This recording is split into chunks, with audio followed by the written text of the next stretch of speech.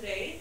I'd like to start with a few basic things and go through some basic nutrition facts first, though, which may apply to more of you out there, not just Joe alone, because he is a bit of a special case. Yeah. So, first off, what I'd like to start with is something that I recommend that people do all the time, that a lot of people don't, is get a handle on the weight of your horse. And a lot of people don't really know how to do this. There are two different ways. One is very simple and not overly accurate. The next way takes a little bit more measurement, but gives us a little bit more accurate results in some cases. So to start with, we'll just use a regular weight tape, and we'll see where this reads Joe at. So this is the weight tape that you can get from Greenlawn. Right. So what we want to do is, this is called the hard girth here, which goes over the withers and right behind the leg here. And so we want to pull it tight and read the... Well, this position is the camera. Sure.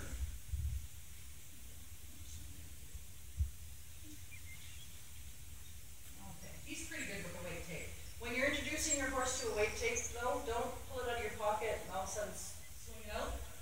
Some horses are really jumpy around weight tape, so you may want to let them sniff it or step on it or something first to get used to it before you throw it over the back. And so if we look at this, it reads his weight at 1,030 pounds roughly. So now, that was the heart girth measurement. So to get a more accurate reading though, there is a calculation that you can do. And you can use this weight tape or you can use a string, whatever is easier for you and your horse. So we've kind of pre-measured him ahead of time for sake of time. So what we found is when we measure this, we take this and we measure it on the tape measure afterwards, and we find that his heart girth is a measurement of 75 inches. So that's part of the first equation. So then we do the second measurement. And what you want to do is this is different than what you're measuring for a blanket or something else. You want to hold the weight tape at the very front, not wrap it around the front of the horse. Hold it at the very front, and then just measure as to where the tape reaches the back end of the horse there. And so again, we pre-measured this to come out at 62 inches. So when we do the calculation that we're using is heart girth times the length, and you take that number and you divide by 330, and that will give you the number of pounds. Now, when we do that measurement on Joe here, we find that it comes out to about 1,060. So it's a difference of about 30 pounds. Now, the reason that the second one is a little bit more accurate is because horses have different shapes. So when you're measuring just the heart girth, that you're only really getting one measurement. It doesn't take into account the size of the glute muscles or the length of the horse or anything like that. So using that second calculation is a little bit more accurate. In Joe's case, he's pretty close, actually. Only about 30 pounds difference. So that is, we got lucky in that case, and that those numbers are pretty close. Now, when you're using a weight for your horse, don't take that weight as written in stone. Use that weight as a baseline, and then when you're feeding or working your horse, you can tell if you do this measurement on a repeated basis whether your horse is gaining weight or losing weight or maintaining at the same weight. So it's more of a baseline, and so you know which direction you're going and if you're having success and what your goals are. And how often would you do this measurement? Like we do it every time we deworm, so that's helpful for us, and then we keep that on record too. Sure, and keeping records is great because knowing what your horse's normal is, even when it comes to temperature, pulse, respiration, all horses are different. So knowing what your normal is lets you know when your horse is out of the normal range. If they get sick. Right. So when you have a goal that you're trying to do, when you're trying to monitor something, horses, weight gain is slow in such a large animal, but if you took regular measurements every week or 10 days, you might start to see a trend after a little while. Okay, great, thank you. Now, we were talking a little bit off camera, and one of the questions I asked was, how should you feed a horse that's just coming off the racetrack? How many calories would they need? Okay, well, and off-the-track thoroughbreds, or OTTBs, are a little bit different than a regular horse when you're freshly taking them off the track. And this is something that some people don't realize is, we always hear that phrase about calories in, calories out. So when we take a horse off the track, what a lot of people do is they say, well, now he's not running hard, he's not training hard, he doesn't need that high-calorie diet anymore. So they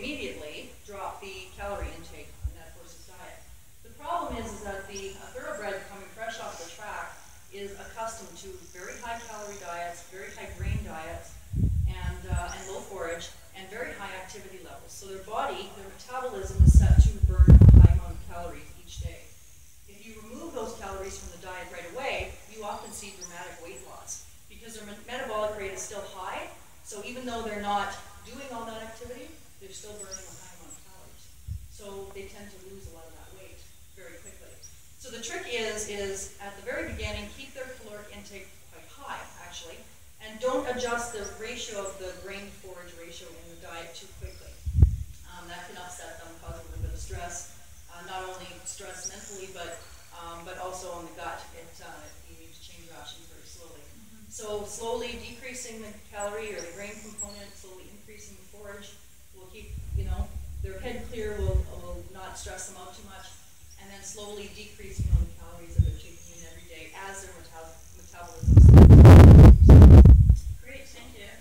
And then if we just talk about the different types of feed, if we can start talking about hay first off. Well, sure. What should we know about hay? And hay is really the first place you want to start with any diet. It makes up the bulk of a horse's diet anyway. Hay is really important in that it fills the gut, so it keeps everything moving healthy through the gut.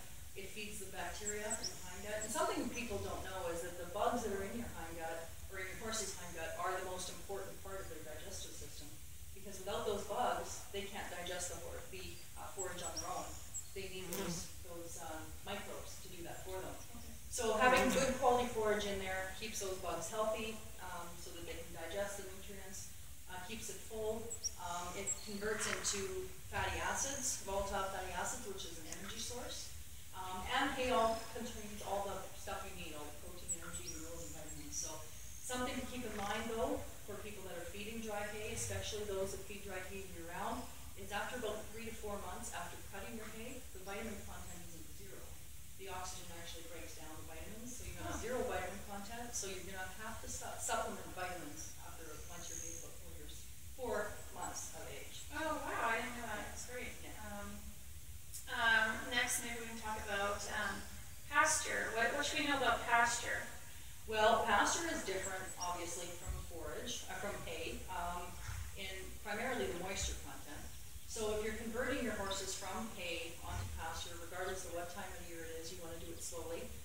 Pasture is about 85% moisture, so they have to consume a lot of pasture to get the same dry matter intake as they do with hay, which is why they spend so much time grazing. And probably most of you have heard about the issues of putting horses on fresh pasture in the spring and how it is high in sugar content and it has risk of laminitis and other digestive issues. This is true, and the reason this is true is because during the daytime, plants make food for themselves from the sunlight.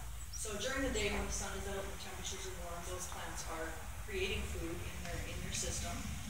At night, traditionally, is when they take that food and they convert it into new material, new root system, new leaves.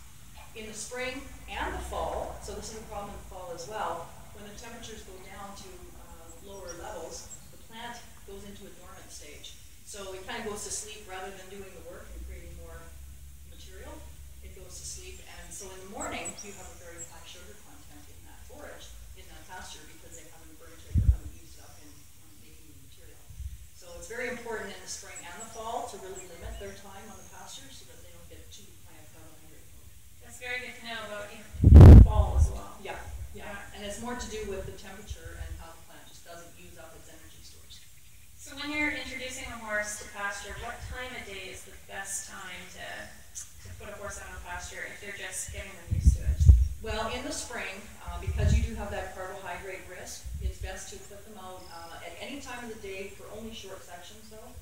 2 to 4 hours at a time, and then pull them back and put them back on dry hay. In the spring and fall, though, because the plant is not using up the sugar stores during the night, the morning times will be very high in sugar. So if you can avoid the early morning and give that plant some time to use up some of those stores, then it gets a little bit better throughout the day. But they are also building up new energy stores as the sunlight is out. Once you get warmer temperatures, though, in the evenings, and they start to use up those stores they have, the morning is actually the lowest sugar time period for a pasture because they've kind of used up through the night whatever they've created the day before, and so in the morning is the lowest carbohydrate load in the pasture.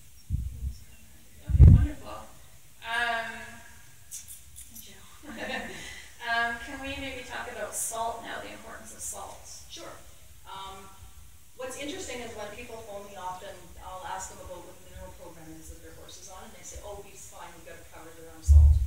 And that's great, that's one mineral. So now we need to talk about the rest of them. Salt is extremely important for horses, more so, I guess, than other animals. They have the highest salt requirement than any other livestock species, and they also burn more or release more salt in work than other livestock. So you need to keep replenishing that more frequently than you do other animals. So a resting animal would need about a teaspoon, 25 grams of salt a day to fulfill their regular everyday needs. Hot weather, of course, they'll sweat more, so you have to feed them a little bit more salt.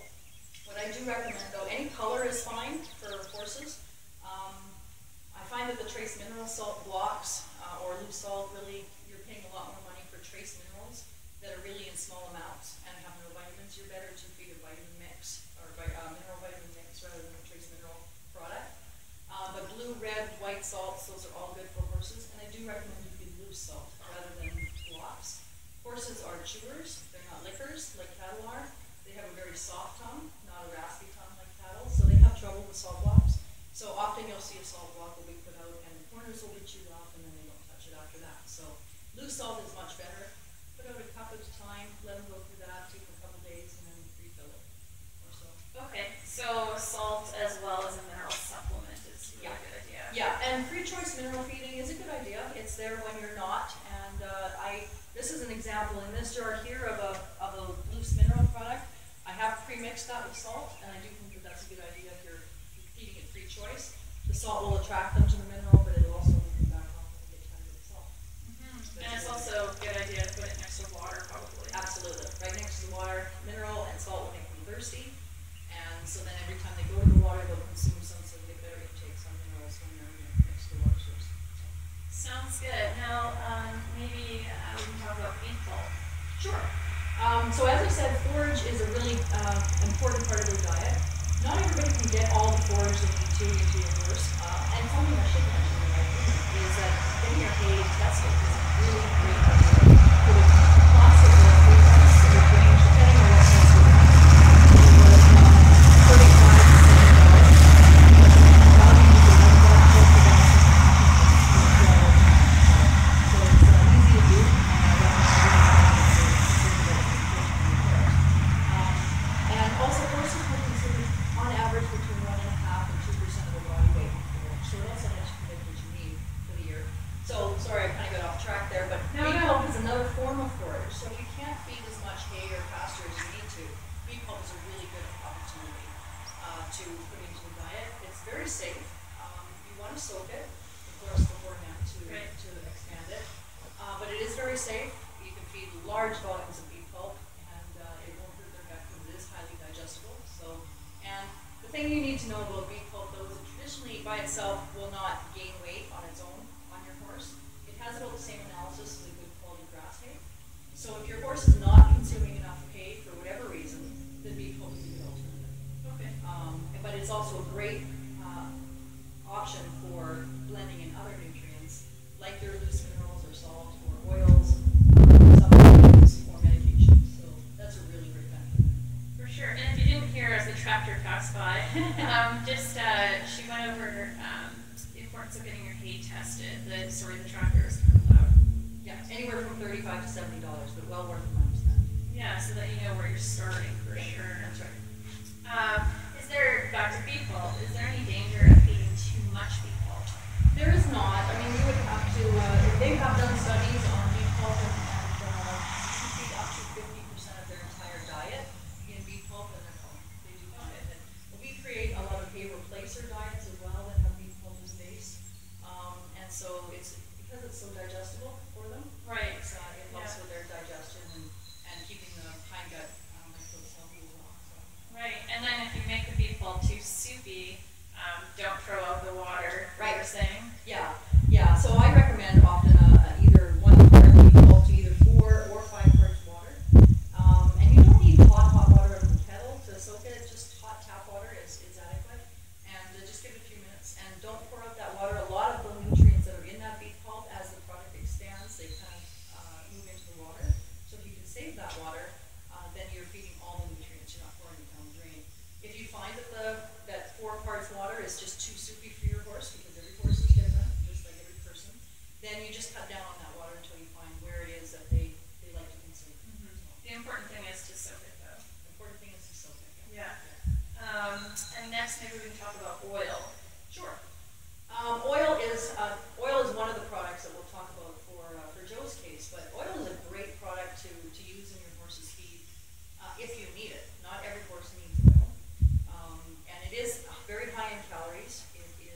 much more concentrated than either grains or forages in calories and energy. And it often, does wonders for their hair coat and their food condition. There are different types of oils that you can feed, everything from a canola oil, which is usually the cheapest, up to something like the rice bran oil here that we have from Macaulay's in the States. And the difference is they're all about the same fat level. They're all going to run in that 95 to 97% fat. However, canola oil on the list of oils is the least palatable. So there's many horses out there that really don't like to consume canola oil, or you can't get them to the levels that you want to with that product. And the other difference is that something like the rice bran oil has a lot of the additives that aren't filtered out because it's not meant for human consumption. So when you buy a human consumption oil, you're often getting all that good stuff, like your gamma rhizinols, your vitamin E, your omegas, are all filtered out to make the oil nice and clear and appealing to the human population. Whereas something like this is a dirty oil in essence. However, the sludge in the bottom is all the good stuff. Yeah. Yeah. So it might be more expensive, but you have way more benefits. Sure, there are benefits. Now, if you're looking just for weight gain, though, then you don't need to spend the money on the expensive oils. Any oil will do because the fat component is all the same. However, you have to be concerned about the palatability because canola oil, like I said, is the least palatable. Sunflower, corn oils, those tend to be more palatable. Linseed or flax is very good, and rice bran is really good. So. For oil, how much is the percentage of fat per se? Like just an estimate. Percentage of fat in the oil? Yeah. They run between 95 and 97. Okay, so it's a good way to get calories. Very good way to get calories, yeah. Good. Yeah. And next, if we could talk about grains, what would you recommend? Well, there's all kinds of different grain blends out there, and it's when you're looking company to company, that everybody has their own ideas on what is the perfect blend. Essentially, there's three main grains that are used in your prepared feeds, and those are oats, barley, and corn. Corn being the highest or most energy dense. But with, and especially with thoroughbreds or high stress animals of any sort that are working a lot or in areas where they might be bullied or whatever, feeding too much corn can actually lead to ulcers. So a lot of our rations, we try and keep corn down to a minimum amount, even though it is a good energy source. Right. Those three grains, though, are fairly high in sugars or carbohydrates. And we often use other products than this, such as soy hulls and beef pulp, to produce other complete feed rations that are a little bit lower on the sugar side. Healthy, normal horses don't necessarily need to stay away from the sugars. It's necessary in some cases. For horses that are on the racetrack or that have high activity, carbohydrates are a really important form of energy. They are a sugar that is converted down in the system, and it's actually stored in long chains in the muscles. So when a horse needs an instant burst of energy, like a racehorse or a barrel racer, they can burn that sugar chain very quickly and get that energy source, but it doesn't last long. That's different from fat. Fat is an energy source as well, but fat is a slow burn. It's kind of burned in the same cycle in the system, but it's burned differently. So fat is a more long-term. So for those trail riders, yeah, and endurance type riders, you want a higher fat diet than you do carbohydrates. Okay. Because it gives them the same amount of energy, I guess, essentially, but it's burned slower over a long period of time rather than instantly. So that's the difference in those two energy sources. For growing animals, though, that are under 5 or senior horses over 17 or 18, we try and promote the lower sugar options just because of their digestive system is either growing or shutting down, and so the low sugar rations are a little bit easier on their system. That makes sense. Now, if we were to add other factors in the mix, for example, a riding program. Sure. What would you say the feed program changes should be? Well, horses have an energy requirement that you can calculate out, and that's where your hay analyses can help you with that because then you know exactly what your hay contains. That's your starting point.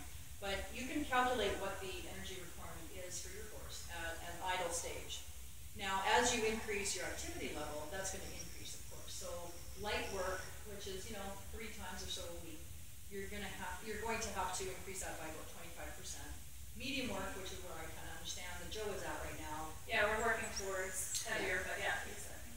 So at that medium level, you need to increase those maintenance levels by about an additional 50%, and then once you get into really heavy work, then it can be doubled or even more than your medium good to really know what you're feeding so that you can judge whether you're feeding enough. So adding energy or adding exercise into the blend, of course, increases the challenges in making.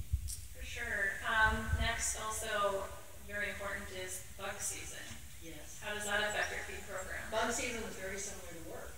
In Yeah. that you can consider that a light work program because with the walking they do and the stopping and just the overall internal stress that they feel with the constantly trying to get away from bugs, it increases their metabolism, it increases their stress level, and so they burn more calories. So that's why we see a lot of horses in the summer, even though they're on higher energy pasture and you know they're not fighting the cold weather and so on. We still see them lose weight outside in the summertime because they are fighting bugs. So you have to consider that almost like a light work program, increase their energy intakes. And to go back to weather, this is where fat is a really good option for horses that are losing weight in the summertime, because when horses eat, especially their forage, in the hindgut, when those microbes start breaking down that forage, it actually creates heat for them. So in the wintertime, that's why you see their forage intake go up in the winter, is because they eat more to keep warm. Absolutely. And in the summertime, though, it's still keeping them warm. So when you have hot weather, they don't want to eat because it makes them hot. So you'll see their feed intakes often drop. And that's also kind of exacerbates the weight loss because now they're not only fighting bugs and wandering around and trying to hide from the bugs, but now they're also not eating what they should. So adding fat into the diet is a really great option because fat will digest but not make them hot. So then they can get more calories in with a lighter meal. Okay, now we can talk about this special case. He is very special. Yeah. Joe's not average. So earlier this spring, Joe showed that he was having allergic reactions, and we immediately did process of elimination. We took him off pasture, we put him in a sand ring so he couldn't eat grass. We just did grass hay, and we just fed oil, and he got better. So eliminating the grain from his diet as well as eliminating the grass from his diet helped, like, immediately. So we're thinking he might have a little bit of a sensitivity to sugar. It might not be, but you know, we're just at that. We're playing it safe right now. Slowly we'll introduce things back into his diet just to see if that's what was causing it. His allergic reaction was actually quite strong, so we are going to definitely play it safe.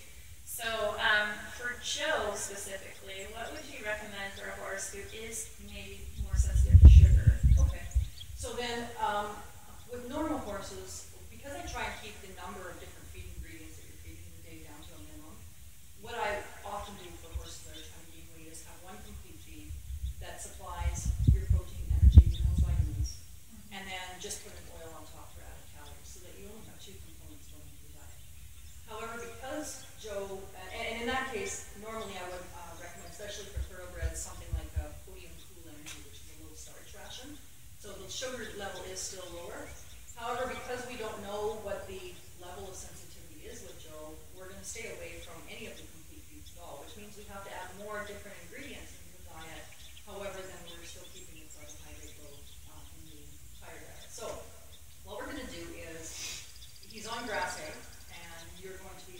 And he does have a little bit of alfalfa, and it doesn't seem to be hay, not right. pasture. But and alfalfa is fairly low starch as well, so you're okay with doing that. And the benefit to increasing him from grass hay to a blend with some alfalfa is that alfalfa has higher energy as well. So then you're getting more protein, more energy in the same forage intakes that you are right now with the grass hay. So that's a great step to take for him. I'm going to suggest that we introduce another forage form in beef pulp, which he's already on. He gets a lot of beef pulp. Yep. And so putting the beef pulp into the diet, because it's a little more concentrated and you can eat it a little faster than hay, dry hay, then that will increase the forage intake. But I don't think we're going to be able to increase his body condition where he needs it with just forage. So we're going to take that beef pulp, we're going to blend in a product that I call Finishing Touch, and it's an 18% fat pellet. It's a low starch, so we're going to feed it at a low rate between 1 and 2 pounds per day.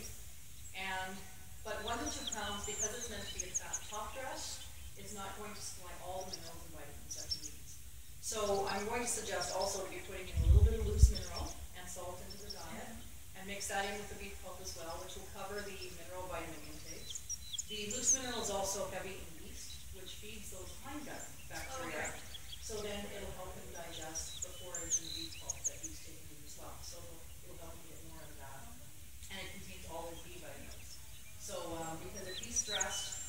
dedicated and working hard, then he may not manufacture a lot of his own feed vitamins like he should.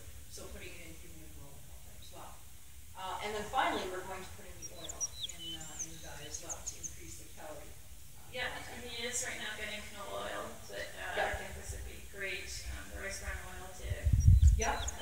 And I mean, on the cost side as well, because this is a more expensive oil, if you want to do a blend with the calories just to keep your costs down, then you could use a canola or soybean oil as well, and then maybe focus on that when we get closer to the end to increase the shine, because this has a lot of omegas and so on that increases the hair coat and food quality. So.